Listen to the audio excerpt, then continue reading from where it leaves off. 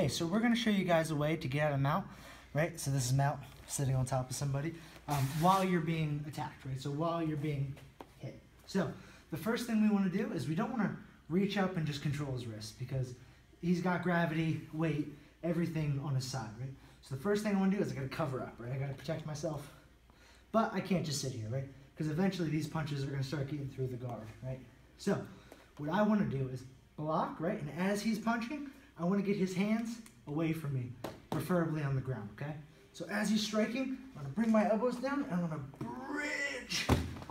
So that way he puts his hands on the mat, right? Now what I want to do is I want to wrap at least one of these arms, right?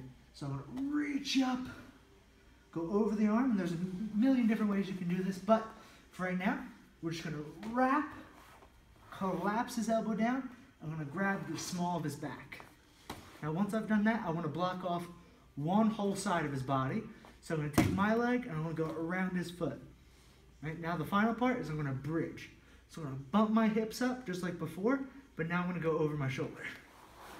So effectively you're switching the position. So I'm here, I'm covering up, I'm getting struck. I'm going to bring my elbows down a little bit and I want to bridge. Once his hands have touched the mat, I'm going to reach over, collapse on top of his elbow here, and grab the small of his back. I'm going to trap his foot so this whole side is shut down, and then I'm going to take him that way by bridging over my shoulder and coming on top.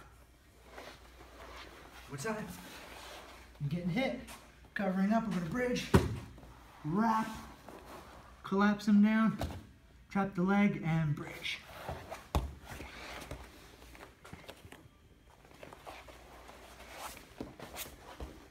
And that's how you get out of mount.